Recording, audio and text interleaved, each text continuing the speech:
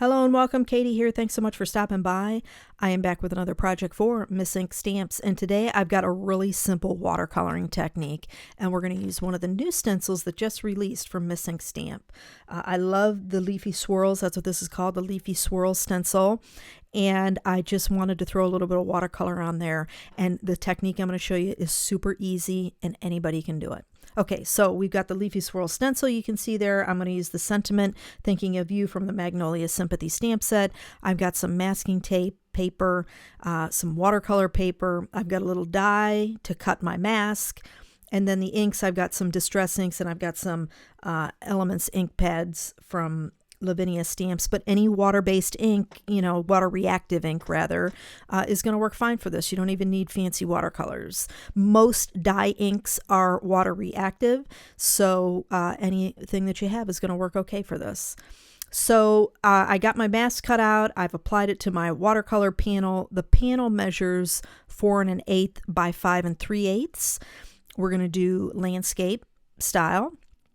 And then I just used one of those cheap Cricut mats. I have one cut down to do my stenciling, and when I need to color small die cuts and things, you can stick it right on there and it holds everything down and lets you ink everything up really nicely.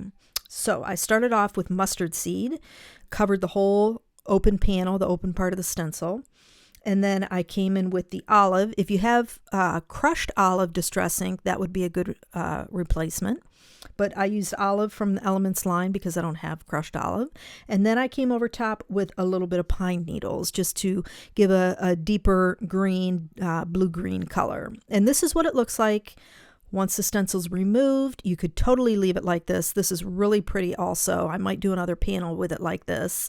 But instead I decided to add a little bit of water. So I took one of my number 4 round watercolor brushes, and I'm just dipping it into a jar of clean, clear water that's off to the side.